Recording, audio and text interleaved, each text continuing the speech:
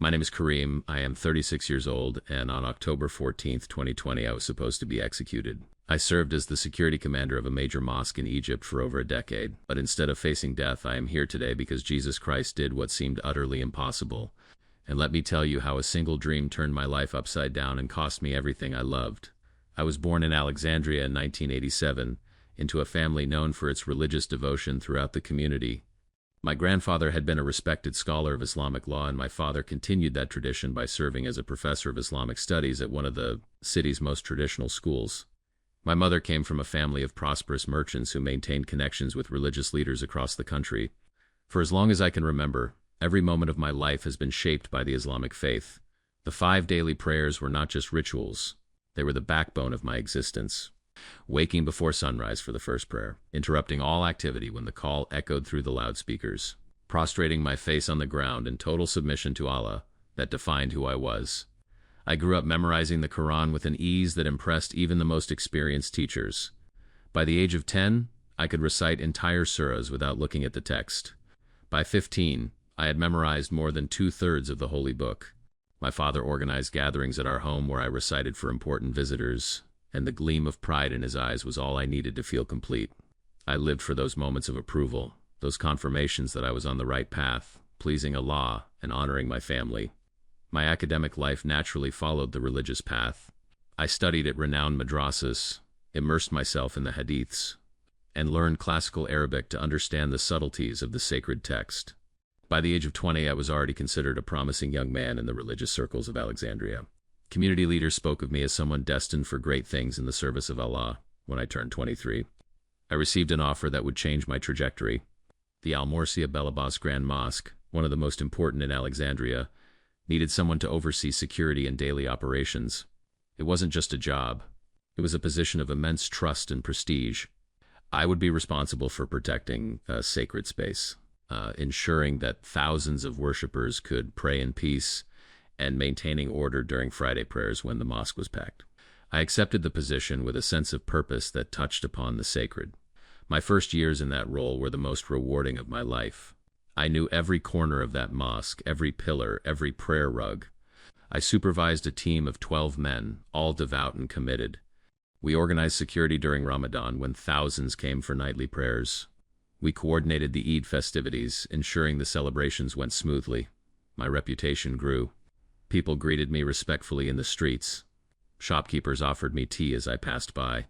Families would invite me to break my fast in their homes during Ramadan. I married Yasmin, a beautiful and pious woman, the daughter of a respected merchant. She wore the niqab with dignity, kept our house spotless, and we dreamed of having many children whom we would raise in the way of Allah. In 2018, my life seemed complete in every way.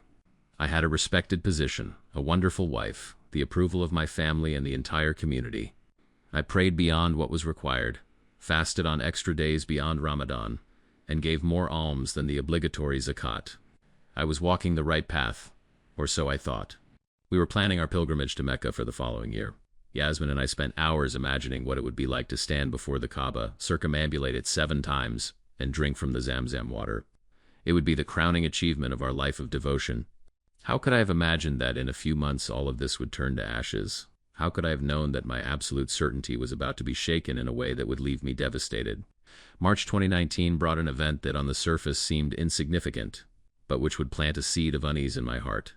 The mosque received a visit from an international delegation of religious leaders who were participating in an interfaith dialogue in Alexandria.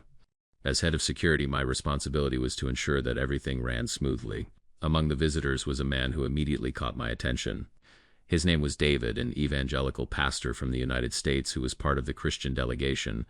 What impressed me was not his appearance or his credentials, but something intangible that emanated from him, a peace that I couldn't comprehend. During the 3 days of the conference, I observed David interacting with everyone around him. He demonstrated genuine respect for Muslims, listened attentively when the imam spoke, asked questions with sincere curiosity and not with the arrogance I expected from a Christian. But there was something more, something that disturbed me in a way I couldn't explain. On the second day, there was a small incident. One of the participants became ill during a session and everyone panicked. While people rushed around trying to help, David remained calm. He knelt beside the man, spoke reassuring words, and prayed silently. It wasn't an Islamic prayer, that was obvious, but there was an intimacy in that prayer. as if he were talking to someone who was right there. The ambulance arrived and the man was taken to the hospital. I later learned that he would be fine, but that scene remained etched in my mind. I had prayed thousands of times in my life, had prostrated myself in submission countless times, but I had never felt that kind of personal connection that seemed to exist between David and his God. On the last day of the conference, my curiosity overcame my prudence. During a break, I approached David and, trying to sound casual, asked about his calmness in stressful situations. He smiled with a gentleness that completely disarmed me and said something that would echo in my mind for months. He told me that his peace came from a personal relationship with Jesus Christ, that he did not serve God out of obligation or fear, but out of love, and that this love had completely transformed his life. The mention of Jesus struck me in a strange way. As a devout Muslim, I knew Isa as a respected prophet, a servant of Allah. But David spoke of him differently, as if Jesus were alive, as if he had an active presence in David's life every day. Before leaving, David did something that would change the course of my existence. He gave me a small gift, a gesture of friendship, he said. It was a book, an Arabic translation of the New Testament, with a simple, unassuming cover. He handed it to me with a smile and said that if I ever wanted to better understand his faith, that book contained the words of Jesus. I accepted the book mechanically without thinking about the consequences. At the time, it seemed merely a gesture of diplomatic courtesy, but as I held that book in my hands, I felt a chill run down my spine. I knew that possessing Christian material in Egypt, especially in a position like mine, was extremely dangerous. I should have politely refused or simply left the book somewhere. Instead, I hid it in my bag and took it home. For weeks, that book lay hidden at the back of my closet, wrapped in plastic and pushed behind piles of clothes. But I knew it was there. Every time I opened the closet, every time I said my prayers, every time I recited the Quran, I felt the presence of that forbidden book like a weight on my conscience. The guilt was overwhelming, but there was also a curiosity that grew each day. A voice whispering in my mind, asking what those pages contained. Finally, one night in May, after completing my evening prayers, after Yasmin had fallen asleep, I retrieved the book from its hiding place. My hands trembled as I removed the plastic. I convinced myself that I was doing academic research, that understanding Christian beliefs would make me a more effective defender of Islam. I opened the first page, my heart racing. The Gospel of Matthew began with a genealogy tracing the lineage of Jesus. I expected to find obvious blasphemies, glaring contradictions that would confirm everything I had learned about Christianity being a corrupt religion. Instead, I found a narrative that drew me in.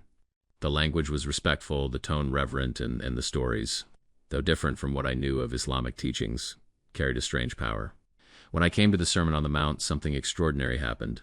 Jesus' words about loving your enemies, about turning the other cheek, about the meek inheriting the earth, struck me with a force that left me breathless. These were not the words of an ordinary prophet. They carried an authority that seemed to transcend human wisdom. There was a radicalism in those teachings that was both unsettling and magnetic. Night after night, I found myself returning to that book. I faithfully performed my Islamic prayers, prostrating myself 5 times a day, reciting the familiar words. But then, in the silence of the early morning, I would read passages from the New Testament. The contrast between my public devotion and my private curiosity created an internal war that threatened to tear me apart. I was living a double life, and the tension was becoming unbearable. The Jesus I discovered in those pages wasn't just the Isa of Islamic teachings, a prophet among many.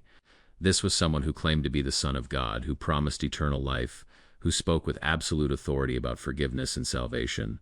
He didn't just teach about God's love. He demonstrated it in ways that challenged everything I knew. In June, something had profoundly changed within me. Despite all my efforts to resist, despite all my prayers to Allah to remove these doubts, I found myself believing that Jesus was exactly who he said he was. The realization hit me one early morning, alone in my room while Yasmin slept downstairs. I was reading about the crucifixion and resurrection of Jesus, and suddenly, everything connected. It wasn't just a story. It was the truth. Jesus had died and risen. He had conquered death, and he offered that same victory to anyone who believed in him. In that moment of desperate honesty, alone in the darkness of my room, I whispered my first prayer to Jesus Christ. The words came out trembling, heavy with fear and hope. Jesus, if you really are who you say you are, if you really died and rose again, I need you to show me. I need to know the truth. At that moment, I crossed a line from which there was no return. I knew my life would never be the same again. From that moment on, every Islamic prayer I made seemed empty. Every verse of the Quran I recited echoed hollowly in my heart. I had tasted something different, and there was no going back. The following months were the most torturous of my life. Outwardly, I was the same old Kareem. I fulfilled my responsibilities at the mosque with the same diligence, led my team with the same authority, participated in communal prayers with the same regularity. But inside I was being torn apart. Hypocrisy consumed me. How could I continue overseeing a mosque when my heart was no longer committed to Islam? How could I lead others in the worship of Allah when I had begun to believe that Jesus was the way to God? The weight of my duplicity was overwhelming. I developed an elaborate system to hide my Christian activities. I read the New Testament only in the early morning hours, before Yasmin woke up, or late at night after she fell asleep. I hid the book in different places each day, sometimes in the basement, sometimes in my car, sometimes even in the mosque itself in a cupboard that only I had access to. Paranoia became my constant companion. I started having nightmares where I was discovered, where authorities raided my house, where my family looked at me with horror and disgust. I would wake up covered in cold sweat, my heart pounding uncontrollably. Yasmin noticed that something was wrong. She would ask me if I was sick, if there were problems at work, if I was worried about money. I made up excuses, lied to the woman I loved, and each lie added another weight to the guilt that was already suffocating me. September 2019 brought a breaking point I wasn't prepared to face. My father, on a routine visit to our home, began talking about a case that was scandalizing the Muslim community in Egypt. A man in Cairo had been arrested for apostasy, for abandoning Islam and converting to Christianity. My father spoke with indignation, describing the apostate as a traitor, someone who deserved the most severe punishment. The death penalty, my father declared with conviction, was the only fitting fate for those who betrayed Allah and the Prophet. As he spoke, I felt the blood drain from my face. That could be me. That would be me if anyone found out. And the man speaking those words with such certainty and conviction was my own father. The man who raised me, who loved me. That night, alone in my room, I fell to my knees and prayed to Jesus with a desperation that came from the depths of my being. I don't know how much longer I can live like this, I whispered into the darkness. I don't know if I'm strong enough to confess my faith and lose everything, but I can't pretend anymore. I need you, Jesus. I need you to show me the way. What happened that night would change everything. Around 3 in the morning, I awoke suddenly, completely alert. The room was in its usual darkness, but something was different. The air felt heavier, laden with a presence I couldn't explain. Then gradually a light began to fill the space. It wasn't the cold moonlight through the window or the artificial glow of some street lamp. It was a warm golden light that seemed to pulse with a life of its own. My heart began to beat faster, but it wasn't fear I felt. It was expectation, anticipation. The light grew in intensity until the entire room was bathed in that golden, supernatural luminosity. And then I saw him.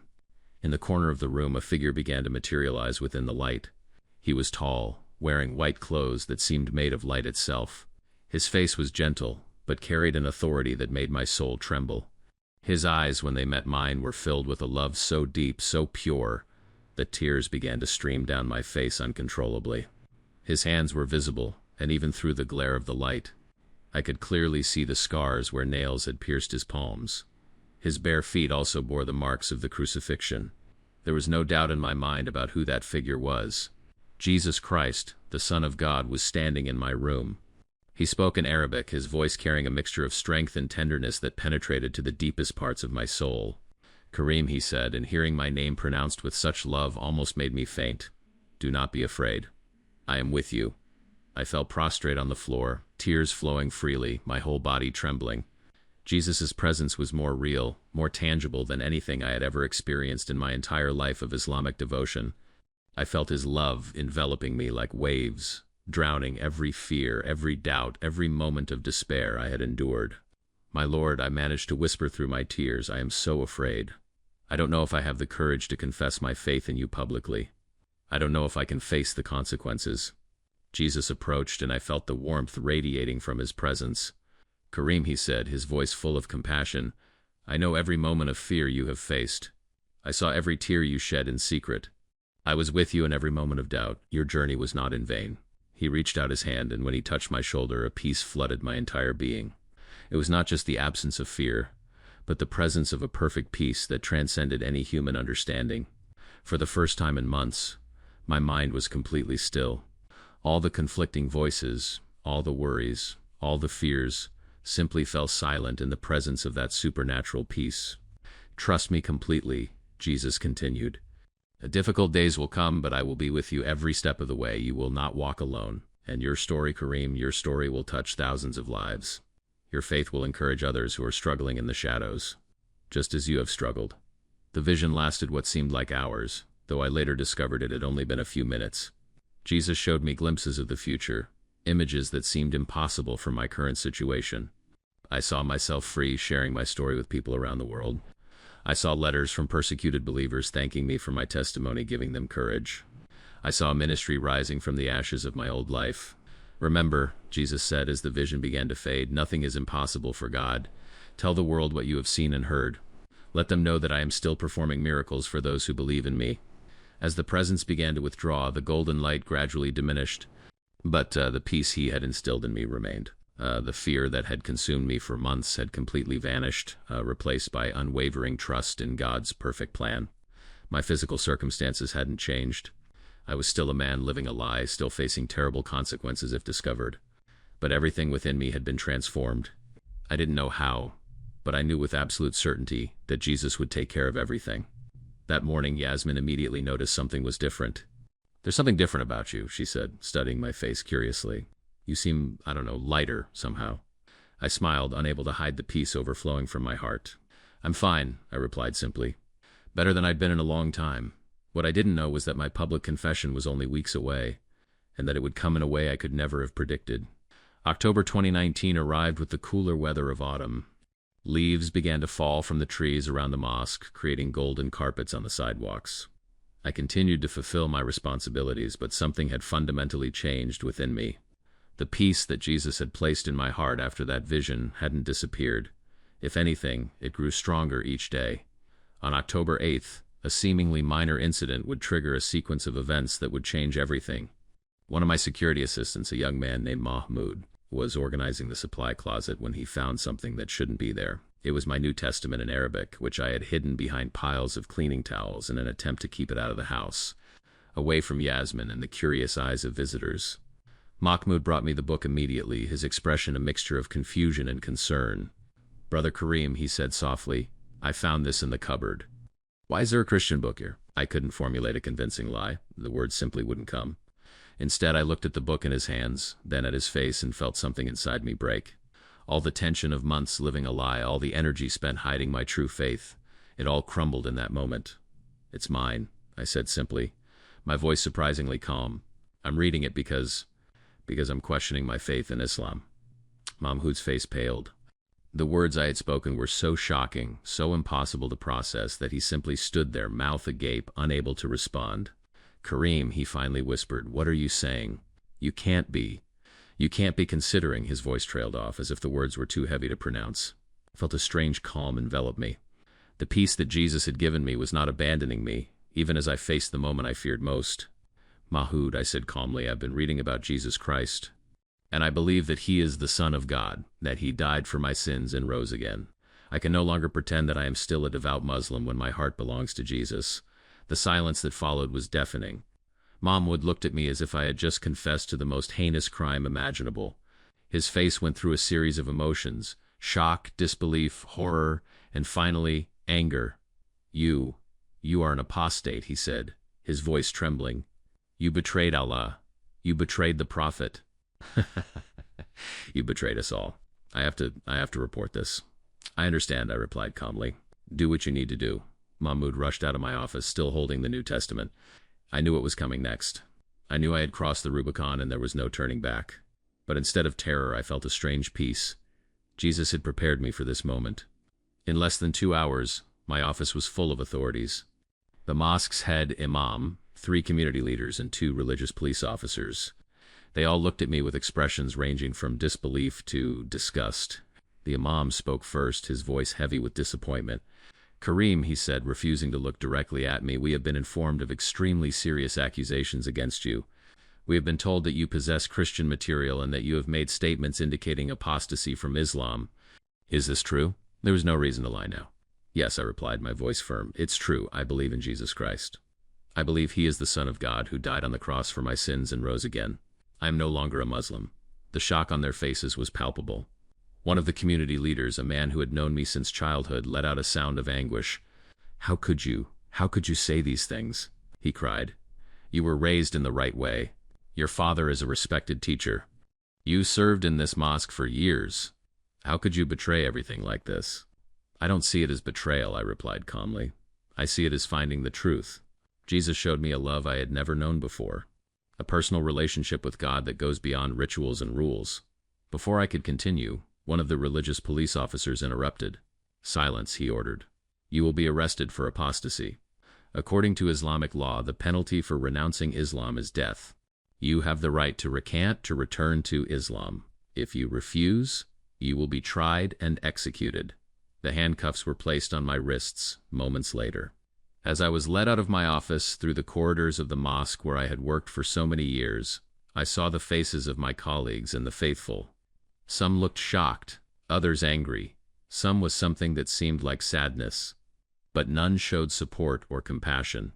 I had become in a matter of hours an outcast, a traitor, someone who deserved only contempt. News of my arrest spread through the community with frightening speed. That same afternoon, my father was informed. He arrived at the police station demanding to see me, his face contorted with anger and shame. When we finally met, separated by iron bars, he couldn't look me in the eye. "How could you do this to me?" he whispered, his voice broken.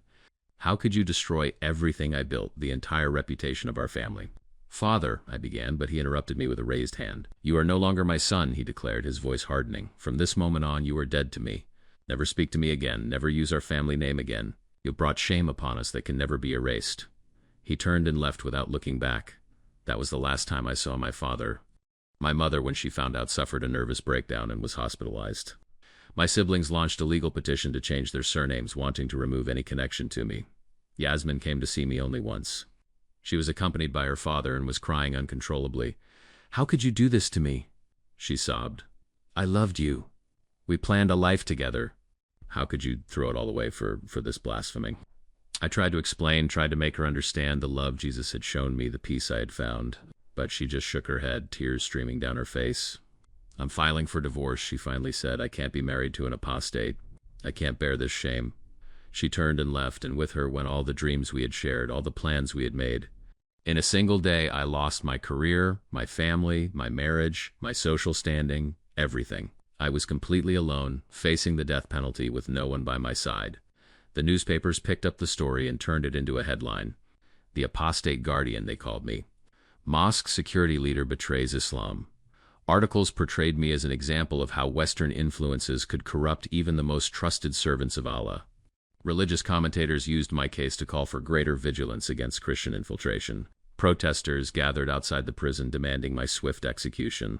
My trial was scheduled for November 20th, 2019. I had approximately 6 weeks to live. 6 weeks to face the reality that my faith in Jesus would cost me my life. There were moments during those first weeks in prison when the weight of everything I had lost threatened to crush me. Lying in that cold cell, staring at the cracked ceiling, I wondered if I had made the right decision. Was it worth losing everything? Was it worth dying for a faith I had embraced only a few months before? But then I remembered the vision Jesus had given me. She remembered the supernatural peace, the love in his eyes, the scars on his hands. And she knew, even in the darkest moments, that she had made the right choice. Damana, our prison, became my world. The solitary confinement cell where I was placed measured approximately 2 meters by 3 meters, with a small window too high to reach. A thin mattress on the concrete floor, a metal toilet, and a sink with only cold water. This would be my home until the day of my execution. The guards made it clear from day one that I was no ordinary prisoner. I was the apostate, the traitor who had abandoned Islam while serving in a position of extreme trust. They took particular pleasure in reminding me of my shame. Every meal was accompanied by insults. "Christian dog," they called me. "Traitor to Allah." Some spat near my cell door, others made obscene gestures. One guard in particular, a man named Rashid, seemed dedicated to making every moment of my existence miserable. The psychological warfare began immediately. At night, they played recordings of the Quran at extremely high volume, preventing me from sleeping and reminding me of the faith I had abandoned. At other times, they brought Islamic scholars to stand outside my cell, reciting verses about the punishment awaiting apostates in hell. They wanted to break my spirit long before my body faced execution. But something remarkable was happening. Instead of feeling weaker under this constant pressure, I felt strengthened. Every night after the guards finished their shifts and the prison grew quieter, I prayed to Jesus. These weren't the ritualized prayers of Islam that I had practiced my whole life. They were conversations, honest dialogues where I poured out my heart, and Jesus answered, not with audible voices or dramatic visions like that night in my room, with a palpable presence, a comfort that filled my cell even in the darkest hours. I began to sing Christian hymns I had learned from the New Testament, songs of praise I had discovered in the Psalms. My voice echoed through the prison corridors, and although the guards yelled at me to be quiet, I couldn't stop. Those songs were my anchor, my connection to a joy that transcended my physical circumstances. Other prisoners began to respond. Some insulted me through the walls, shouting that I deserved to die. But there were a few, very few, who whispered questions during the night. "Why are you so happy?" a man asked through the shared wall. "You're gonna die in a few weeks. How can you sing?" "I found something worth more than life," I replied. "I found true love, real forgiveness, hope that goes beyond death. I found Jesus." November 2019 arrived far too quickly. My trial was scheduled for the 20th, and each passing day brought me closer to that inevitable date. Islamic scholars intensified their visits, trying to persuade me to renounce Christianity and return to Islam. Imam Abdullah, an elderly man with kind eyes, came more frequently. Unlike the others, he didn't shout or insult me. He would sit outside my cell and speak with what seemed to be genuine concern for my soul. "Karim," he would say, his voice soft, "you are still young. You still have a whole life ahead of you. Why throw it all away because of," he hesitated, searching for the right words, "because of temporary confusion? Allah is merciful. If you return to Him, if you publicly declare that you recognize your error, your sentence may be reduced. You may live." I listened respectfully, but my heart was resolute. "Imam Abdullah," I replied, "I appreciate your concern, but what I have found in Jesus is not confusion. It is clarity. For the first time in my life, I understand what it means to be loved unconditionally. I don't need to earn God's love through rituals and rules. Jesus has already paid the price for my sins." He shook his head sadly. "You're making a terrible mistake, Karim. A mistake that will cost you your life." "Perhaps," I admitted. "But it's a mistake I prefer to make than to live a whole life denying what I know to be true." Doubt visited my mind, especially in the quietest hours of the night. Lying on my thin mattress, staring into the darkness, I sometimes wondered if I should accept the offer of retraction. I could say the words they wanted to hear, pretend I had returned to Islam and live. But whenever that temptation arose, I remembered the vision of Jesus, the scars on his hands, the sacrifice he had made for me. How could I deny it now, after everything he had shown me? November 20th dawned cold and gray. I was led to court in handcuffs and shackles, wearing an orange prison uniform that marked me as a criminal. The room was packed with onlookers, including journalists, religious leaders, and curious onlookers who had come to witness the trial of the apostate guardian. Judge Al-Said was known throughout Egypt for his strict interpretation of Islamic law and his intolerance for apostates. He read the charges against me in a voice devoid of emotion. Apostasy from Islam, possession of Christian materials while holding a position of public trust, betrayal of the faith. When asked if I had anything to say in my defense, I stood and spoke in a clear, firm voice. "I do not deny the charges," I declared. "I am guilty of everything I am accused of. I believe in Jesus Christ as the Son of God. I believe that he died on the cross for my sins and rose again on the third day. I do not ask for mercy from this court. My life is in God's hands." A murmur swept through the room. Some looked at me in shock, others in anger. Judge Al-Said banged his gavel, demanding silence. "Karim Hassan," he pronounced, "you have been found guilty of apostasy from Islam, a crime punishable by death according to Islamic law. You will be executed by beheading on October 14th, 2020, exactly 11 months from this date. The sentence is final, and there is no appeal. May Allah have mercy on your soul." Back in my cell, I began a countdown that would torment me for the next few months. 329 days of life. Each morning was one day less. The weight of this reality pressed upon me like a physical force. I never imagined that time could move so slowly and so quickly simultaneously. The other prisoners knew my story, and their reactions ranged from curiosity to open hostility. Some whispered through the walls at night, asking what it was like to know the exact date of their own death. Others, the most devout Muslims among them, threatened violence if they ever found me outside of solitary confinement. They considered killing an apostate a religious duty that would guarantee them favor with Allah. Weeks turned into months. December came and went. January 2020 brought a new year that I knew I wouldn't see end. The psychological pressure became almost unbearable. There were days when I paced back and forth in my small cell like a caged animal, counting steps to maintain some sense of control. Other days I curled up in my mattress and cried until there were no more tears. But through it all, Jesus remained faithful. I felt his presence constantly, a comfort that didn't depend on my circumstances. When despair threatened to engulf me, I sang the hymns I had memorized. When the loneliness seemed unbearable, I prayed and felt peace flow over me. March 2020 brought news of a global pandemic. COVID-19 began to spread through Egypt, and the prison implemented strict quarantines. Visits were canceled entirely, not that I received any anyway. My family had completely disowned me. But the pandemic created a surreal sense of unreality. The world outside was grappling with a massive health crisis, and I was here, waiting to die for my faith. July arrived, bringing the sweltering heat of the Egyptian summer. My cell became an oven during the day, the heat reflecting off the concrete walls. I had only 99 days left to live. The guards began making comments about my final meal, about whether I wanted to write farewell letters. The reality of my impending death crushed me with new intensity. The night of October 10th, 2020 marked a turning point. I had only 4 days left to live. 4 days until a sword would cut off my head and end my existence in this world. The weight of this reality was so heavy I could barely breathe. I lay on my thin mattress, staring at the cracked ceiling of my cell, and felt the deepest despair I had ever experienced. Jesus, I prayed aloud, not caring if the guards heard me. I only have 96 hours to live. 96 hours until I face death for my faith in you. I need to know with absolute certainty that you are real, that this is worthwhile, that my death will not be in vain. Please, if you care, if you are really there, I need you now. Tears streamed down my face as I prayed, my body trembling with sobs. I had tried to be strong, I had tried to keep the faith, but now, facing the last days of my life, all my courage seemed to be abandoning me. Then something extraordinary began to happen. It was approximately 2 in the morning when I suddenly awoke from a restless sleep. The cell was in complete darkness, but I immediately sensed that something was different. The air, which was normally cold and damp at night, had become warm and comfortable. I sat up on my mattress, fully alert, my heart pounding. A light began to fill the cell. It wasn't the harsh light of the fluorescent lamps in the hallway or the beam of a guard's flashlight. This was a soft, golden light that seemed to emanate from everywhere and nowhere at the same time. It grew in intensity, pulsing gently like a heartbeat until the entire cell was bathed in that supernatural radiance. My whole body began to tremble, not from fear, but from anticipation. I knew, deep within my being, that I was about to witness something that would change everything, and then I saw him. In the corner of my cell, a figure began to materialize within the golden light.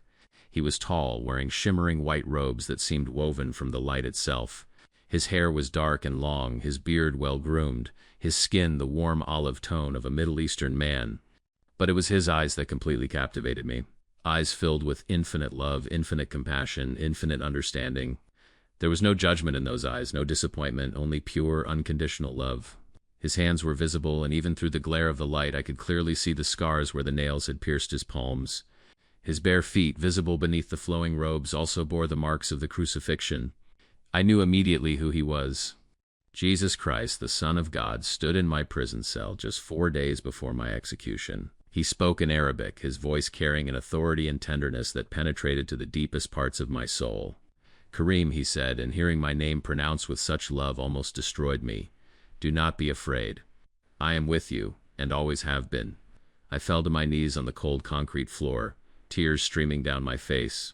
Jesus' presence was more real, more tangible than anything I had ever experienced in my entire life. I felt his love washing over me like waves, drowning every fear, every doubt, every moment of despair I had endured in recent months. "My Lord," I managed to whisper through the tears, "I am so afraid. I don't know if I have the strength to die for you. I don't know if I can face the sword without fear." Jesus approached and knelt beside me. When he placed his scarred hand on my shoulder, peace flooded my entire being. It wasn't just the absence of fear, but the presence of perfect peace that transcended any human understanding. For the first time in months, my mind was completely still. All the conflicting voices, all the fears, all the worries simply fell silent in the presence of that supernatural peace. "Kareem," Jesus said, his voice full of tenderness, "you don't know how much I love you. Your suffering has not been in vain.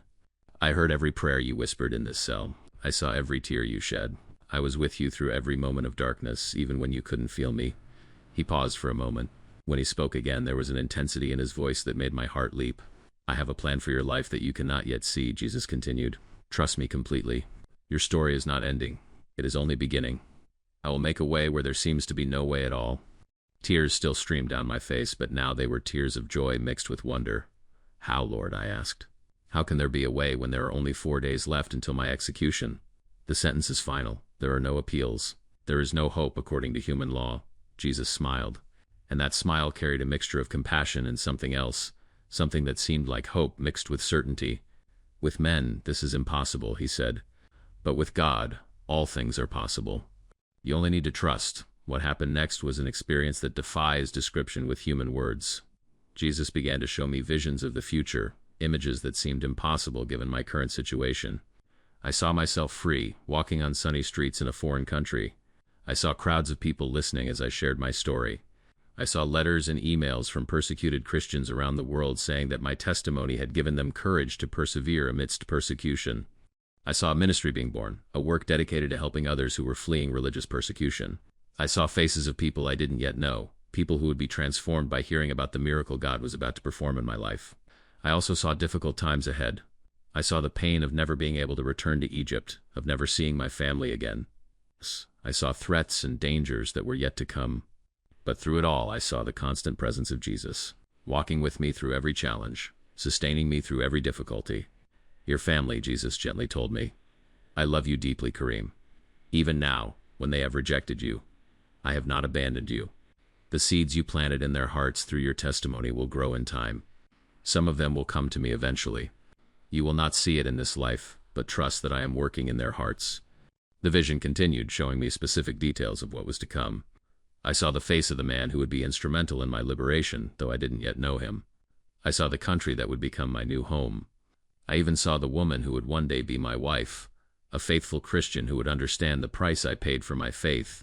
Remember, Jesus said as the visions began to fade, nothing is impossible with God. Tell the world what you saw and heard. Let them know that I am still performing miracles for those who believe in me. Your story will give hope to thousands who are struggling in darkness, just as you struggled. Jesus' presence began to withdraw, the golden light gradually dimming. But the peace he had instilled in me remained, solid as a rock. The fear that had consumed me had completely vanished, replaced by unwavering confidence in God's perfect plan. My physical circumstances hadn't changed. I was still a condemned prisoner with only 4 days to live, but everything within me had been transformed. I knew with absolute certainty that God was about to perform a miracle that would demonstrate his power to an entire nation. Jesus had fulfilled every promise he had ever made, and he was about to fulfill this one as well. When the guards brought me my breakfast that morning, they noticed the change immediately. Instead of the terrified and broken man they had been tormenting for months, they found me singing hymns and praising God. My countenance had been completely transformed. I had gone from a terrified prisoner to a confident witness of Jesus Christ. What happened to you?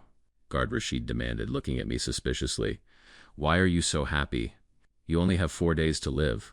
Jesus came to visit me tonight, I replied simply, and he told me that I will live, not die. I will live to declare the works of the Lord. Rashid laughed scornfully. You're crazy, he mocked. There's no escaping your sentence. In 4 days you will be beheaded, and your body buried in an unmarked grave. We'll see, I replied calmly, the smile not leaving my face. We'll see what God will do. October 13th, 2020, dawned clear and warm. These were my last 24 hours of life, according to the sentence pronounced almost a year before. 24 hours until a sword cut off my head in a public square, but I didn't feel the terror I expected to feel. The peace Jesus had given me during that supernatural visit remained solid, unshakable, even as I faced the last hours of my life. Around 3 in the afternoon, I heard an unusual sound in the hallway. Raised voices, quick footsteps, a sense of urgency that was different from the normal prison routine. I sat up on my mattress, listening intently, trying to understand what was happening. Then I heard the sound of keys jingling outside my cell door. This was highly unusual. Meals had already passed, and exercise periods were not allowed for condemned prisoners. My heart began to beat faster, not from fear, but from anticipation. The door opened, and the prison warden, a man I had seen only once during my entire time there, entered my cell. His face showed an expression I had never seen before, a mixture of confusion, perhaps even astonishment. Behind him were 2 guards and a man in an expensive suit whom I didn't recognize. Karim Hassan, the warden said, his voice lacking its usual authority. You must be released immediately. The words hit me like a physical blow. Released? 21 hours before my scheduled execution? I stared at him in utter shock, unable to process what I was hearing. This was impossible. In Egypt, death sentences for apostasy are never commuted. There are no last-minute appeals, no appeals processes, no presidential pardons. Once the sentence is pronounced, it is carried out without exception. The man in the suit stepped forward and introduced himself as a representative of the Canadian Embassy. He quickly explained that international human rights organizations had mounted an unprecedented pressure campaign on the Egyptian government. The European Union had threatened economic sanctions. The United Nations had issued formal condemnations. Most surprisingly, several influential business leaders had privately pressured the Egyptian government to reconsider my case. A group of human rights lawyers had worked tirelessly behind the scenes, using every available political connection. And miraculously, incredibly, the government had yielded. Within 30 minutes, I was changed from my prison uniform into civilian clothes. My few personal belongings were returned to me. A series of documents were placed before me to sign, including an agreement that I would immediately leave Egypt and never return. The embassy representative explained that a special flight had been arranged. I would be taken directly to Canada, where I had been granted political asylum as a refugee fleeing religious persecution.